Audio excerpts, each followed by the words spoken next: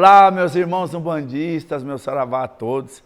A bênção aos meus mais velhos, aos meus mais novos. Estamos mais uma vez aqui trazendo informações para você do canal Umbanda Eu Sinto.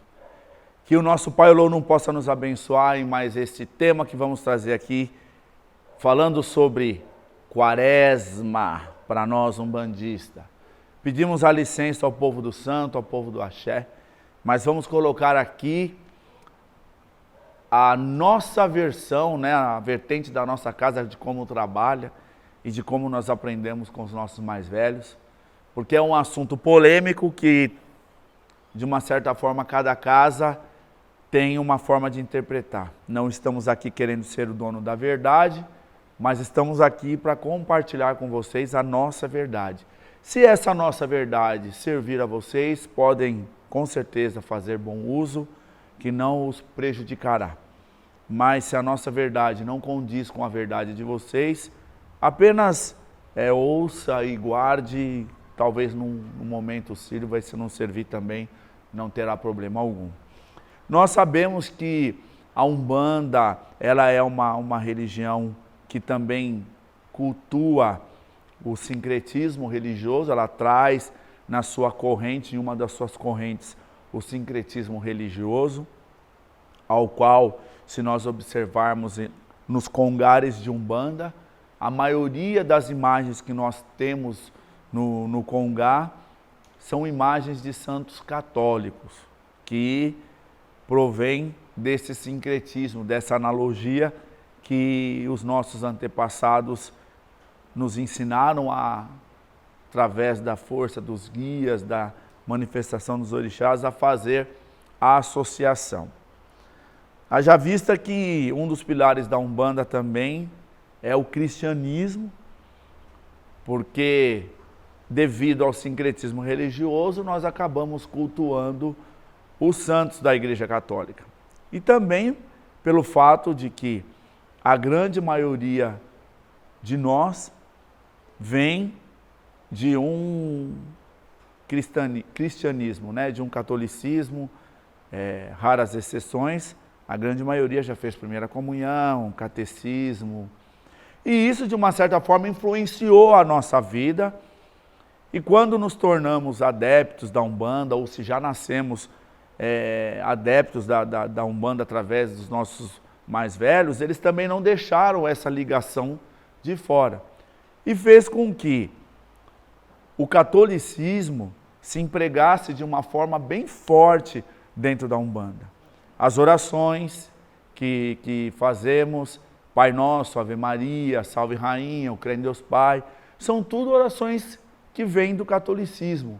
E nós, umbandistas, nos acercamos delas para realizar vários feitos, como envolvimento espiritual, harmonização de um trabalho. Não seria diferente também nós adquirirmos a influência das festas católicas, né, das comemorações católicas, dos costumes católicos. E um destes costumes é a Quaresma. A Quaresma é um momento de reflexão do catolicismo, onde se entra, são 40 dias antes da Páscoa, onde eles têm a festividade, né, na Igreja Católica, onde tem a paixão e morte e a ressurreição de Nosso Senhor Jesus Cristo.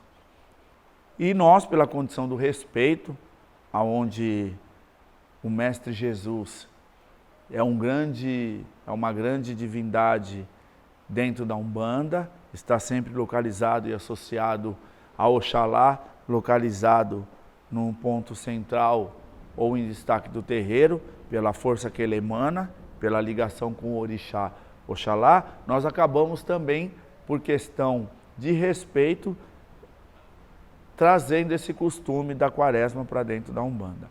Mas isso não quer dizer que não se possa tocar trabalho. Nós não podemos entrar, como eu disse no começo do vídeo, na particularidade de cada terreiro, porque cada terreiro tem os seus costumes. O que eu quero dizer é que não há uma regra vinda do astral que seja colocada para que todos os terreiros não trabalhasse na quaresma. Não existe isso, tá?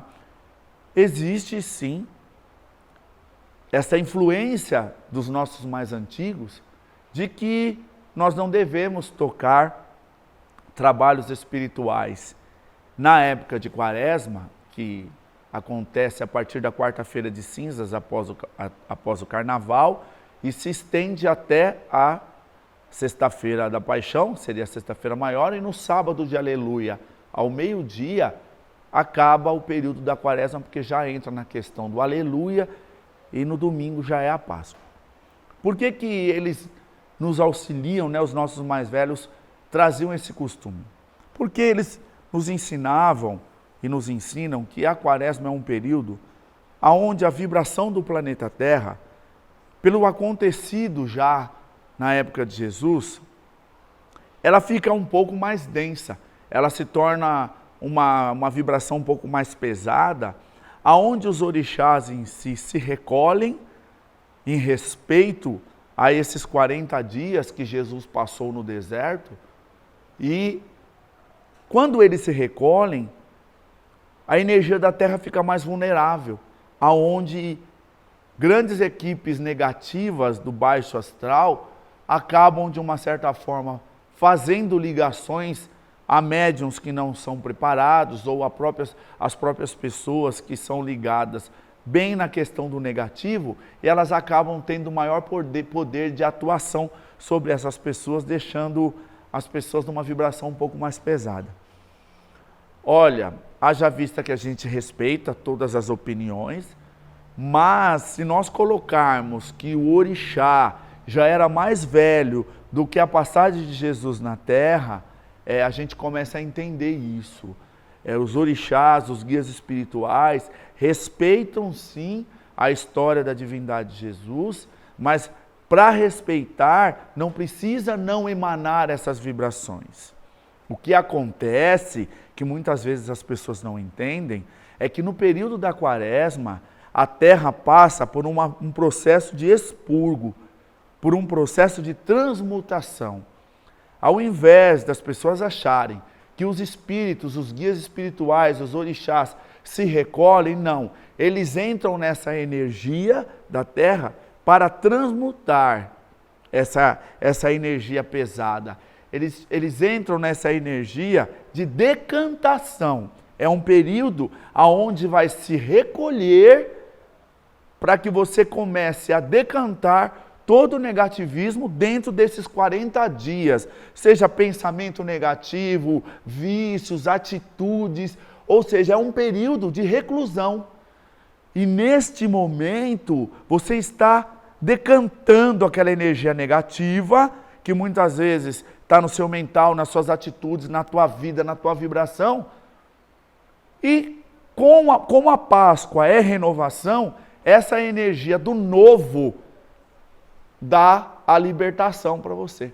Então, devido a esse período de reclusão, a esse período de reforma íntima interior, o que acontece? Eles cobriam os santos católicos com um pano roxo, e isso pode perguntar para os mais velhos, porque o roxo dá essa condição, não do luto, mas traz a condição da decantação, né? Da transmutação. Haja vista que o nosso pai Obaloaê usa o violeta, usa o roxo, nossa mãe Nanã usa o lilás, né? Que são as cores que são usadas exatamente na cobertura desses santos, das imagens que ficam nas igrejas católicas. Baseado nisso, alguns terreiros também fecham os seus congares em respeito à quaresma em si, fazem seus preceitos de não comer carne, de não tocar trabalhos, de não fazer atendimento, porque eles entram nesse processo de decantação, de transmutação. Mas é uma questão de reforma íntima, é uma questão de retiro espiritual. Não que se você tocar um trabalho, você está ofendendo Jesus, está ofendendo Oxalá, está agindo como falta de respeito, porque cada um dentro do seu ritual. A Igreja Católica não deixa de rezar missa na quaresma, ela apenas não expõe os santos, o que hoje já é bem diferente, e ela tem uma programação ritualística e litúrgica dentro do culto dela, onde ela leva os seus fiéis à reflexão nesses 40 dias da passagem de Jesus, né? Vida e morte, paixão de Cristo na terra. Então, nós podemos respeitar? Podemos respeitar, mas dentro dos nossos terreiros, o que nós temos que fazer, sim, se recebemos essa influência dos nossos mais velhos, podemos executá-la, mas temos que saber o porquê. Eu não posso fazer uma coisa só porque o meu avô fazia, porque o bisavô ensinava para o meu avô, e o meu tataravô ensinava para o meu bisavô, que ensinava para o meu avô, que ensinou para o meu pai, que ensinou para mim. Eu tenho que saber o porquê. Porque um filho de santo vem e te pergunta, mas por que ele usa contregum e aqui eu não uso contregum? Mas por que naquele terreiro se toca e nesse terreiro não se toca? Por que lá eles trabalham com Exu e aqui não pode trabalhar com Exu? Então não existe uma lei que fala, na quaresma um umbandista não pode tocar, na quaresma não pode se receber Exu, na quaresma tem que usar contregum. Cada vertente, cada casa tem que seguir os costumes que são trazidos do guia-chefe da casa. Tem que seguir os costumes que são trazidos dos mais velhos da casa. E que os nossos pais mais velhos possam explicar aos seus filhos o porquê das coisas, para que a nossa religião não fique jogada no vazio sobre dogmas de outras religiões, que não respondem por nós. Então pode sim tocar a sua gira? Pode. Mas se vós, que é dirigente, resolveu respeitar o silêncio, explique para os seus filhos que é um momento de recolhimento, que é um momento de reflexão, de oração, de prece pelo planeta, pela humanidade, pelas pessoas, pelo terreiro, pelo propósito que for, mas explique isso aos seus filhos, porque nós não somos católicos, nós somos umbandistas sim, respeitamos todas as formas de expressão de fé, a católica, a evangélica, a candomblecista, a kardecista, mas nós temos as nossas raízes, nós temos o nosso foco. Então, que nós possamos explicar para os nossos filhos, os nossos irmãos, os frequentadores da nossa casa, olha, atendemos sim, usamos contregum apenas para repelir forças negativas que muitas vezes usam desse período de reclusão para atacar pessoas que têm baixa vibração ou pessoas que têm fácil absorção energética de eguns, quiumbas, espíritos sofredores, doenças, porque somos médiuns, somos captadores e precisamos saber dividir essas coisas. Então não basta aplicar um contregum, mas contregum é coisa do candomblé, a Umbanda não usa isso. Irmão, a ritualística, ela está aí para ser usada e compreendida. O que nós temos que fazer é usá-la com propriedade. Existem outros rituais que a Umbanda adota, que não é que seja melhor que o contregum ou pior que o contregum, mas existem outras formas de proteção que cada sacerdote adota para o seu filho, para a sua casa, não desmerecendo o contregum ou então colocando ele em primeiro plano. Então na minha casa não usa contregum, então eu como trabalhador da casa na quaresma fico aberto. Não existe isso.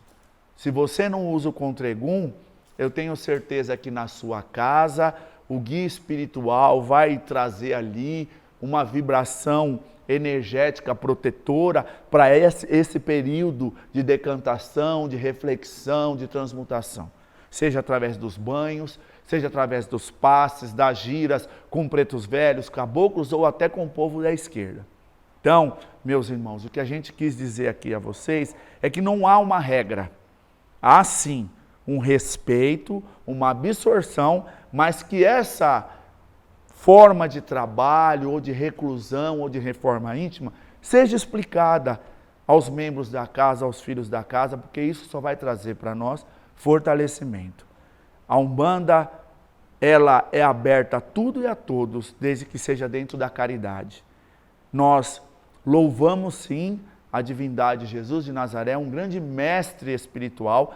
Aqui na nossa casa, ele está acima do Congá, acima de todos, é a força suprema. E muitas correntes trabalham dentro da nossa casa, provindas da energia do Cristo Jesus, correntes estas, tanto da direita quanto da esquerda, não tendo distinção, porque a caridade não tem distinção. Então que a força maior possa nos envolver sempre, nos abençoar sempre. Espero que você tenha gostado do nosso tema. Faça sim o seu resguardo de quaresma, mas não é só em não comer carne, não.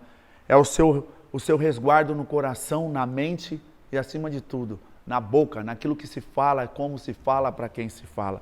Mas não só na quaresma, em todo o seu período. Somos médiuns, somos medianeiros do Pai Maior.